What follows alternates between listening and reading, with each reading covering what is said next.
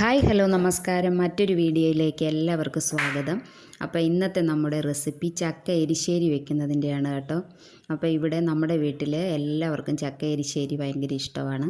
അപ്പോൾ ചക്ക എരിശ്ശേരിയും കഞ്ഞിയും കൂടെ കുടിക്കാനായിട്ട് നല്ല ടേസ്റ്റാണ്. ചൂട് കഞ്ഞിയും ചക്ക എരിശ്ശേരിയും കൂടെ ഉണ്ടെങ്കിൽ അടിപൊളിയാണ് കഴിക്കാനായിട്ട്.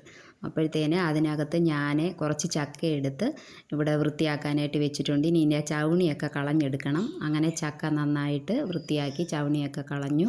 അത് അരിഞ്ഞ് വെച്ചേക്കുന്നതാണ് ഈ കാണുന്നത്. ഇതിനകത്ത് ഞാൻ ഈ ഒരളവിനാണ് എടുത്തേക്കുന്നത് പാത്രം. അതിനകത്ത് ഒരു 25 ചക്കക്കുരുവോളം ഞാൻ എടുത്തിട്ടുണ്ട്. അപ്പം ചക്കയും ചക്കക്കുരുവും കൂടി നമുക്കൊരു കുക്കറിനകത്തേക്ക് ഇടാം.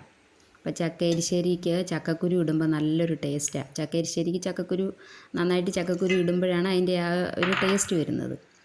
അപ്പോൾ ഇത് നന്നായിട്ട് വെന്ത് ഉടഞ്ഞ് കിട്ടണം. അപ്പോൾ കുക്കറാകുമ്പം പെട്ടെന്ന് നല്ലപോലെ വെന്ത് കിട്ടുമല്ലോ. അങ്ങനെ ഞാൻ കുക്കറിനകത്തേക്ക് വെക്കാമെന്ന് വിചാരിച്ചിട്ട് ചട്ടിയിൽ മൺചട്ടി വെച്ചാൽ ഏറ്റവും ടേസ്റ്റ്. അത് കുറച്ച് നേരം സമയം പിടിക്കും. അപ്പോൾ കുക്കറാകുമ്പോൾ എളുപ്പമാവുമല്ലോ.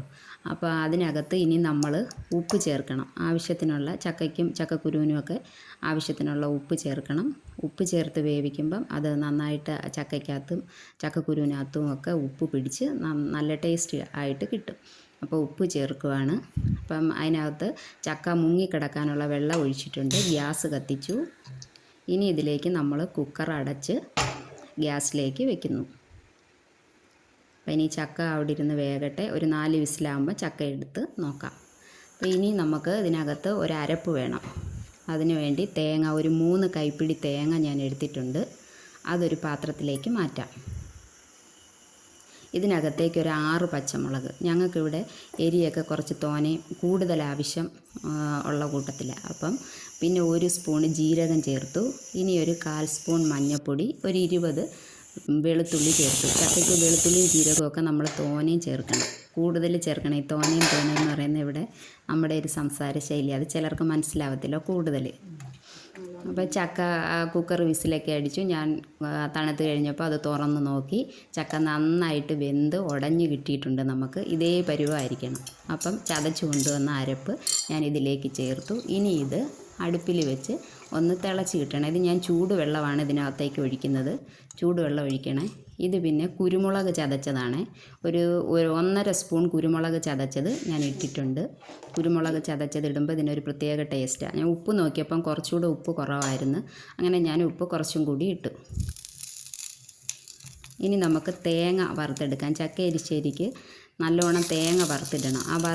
തേങ്ങ വറുത്തിടുന്നതിലാണ് അതിൻ്റെ നല്ല ടേസ്റ്റ് വരുന്നത്. അപ്പോൾ തേങ്ങ എടുത്തേക്കുവാണ്. തേങ്ങ നന്നായിട്ട് വറുത്ത് അത് നല്ല ചുമന്ന് വന്നിട്ടുണ്ട്. ഇനി നമുക്ക് ഈ ചക്ക എരിശ്ശേരിക്കകത്തേക്ക് തേങ്ങ വറുത്തത് ചേർത്ത് കൊടുക്കണം. അപ്പോൾ തേങ്ങ വറുത്തത് ഞാൻ ചേർത്തിട്ടുണ്ട്. അവിടെ ചക്ക എരിശ്ശേരി വെച്ചപ്പം അത് കുക്കറിനകത്തുനിന്ന് ഞാൻ ഈ ഒരു പാത്രത്തിലേക്ക് മാറ്റി. അപ്പോൾ ചക്ക എരിശ്ശേരി പെട്ടെന്ന് അടിക്ക് പിടിക്കാനുള്ള സാധ്യതയുണ്ട്. അതുകൊണ്ടാണ്. പിന്നെ ചട്ടി വെച്ചു, വെളിച്ചെണ്ണ ഒഴിച്ചു, കടുകിട്ടു.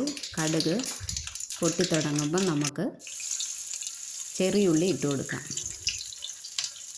ചെറിയുള്ളി കുറച്ച് കൂടുതലിട്ടിട്ടുണ്ട്. ചെറിയുള്ളി മൂത്ത് വരുമ്പോഴത്തേനും നമുക്ക് ഇതിനകത്തേക്ക് വറ്റൽമുളക് ചേർത്ത് കൊടുക്കാം.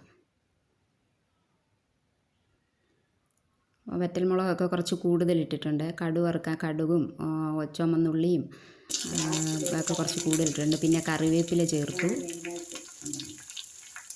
നന്നായിട്ട് മൂക്കട്ടെ. ഇതിനകത്തേക്ക് ഒരു പ്രധാനപ്പെട്ട ഒരു ഐറ്റം കൂടെ ചേർത്തിട്ടുണ്ട്, ജീരകം നമ്മൾ അരച്ചിട്ടുമുണ്ട്. ഇതിനകത്ത് കടുക് വറുക്കുമ്പം അതിനകത്തും ചേർക്കും. ആ കടുക് വറുക്കുന്ന സമയത്ത് ജീരകം ഇട്ട് ഇത് മൂപ്പിച്ച് കഴിയുമ്പോൾ നല്ലൊരു മണമായി ചക്ക എരിശ്ശേരിക്ക്. കടുക് വറുത്ത് ഇതെല്ലാം അതിനകത്തേക്ക് എരിശ്ശേരിയിലേക്ക് നമ്മൾ ഒഴിച്ചു. അപ്പം നല്ല മണമാണ് ഇവിടെ, നല്ലൊരു മണവും അത് കഴിക്കാനോ അതിലും നല്ല ടേസ്റ്റാണ്, നല്ല രുചിയാണ്.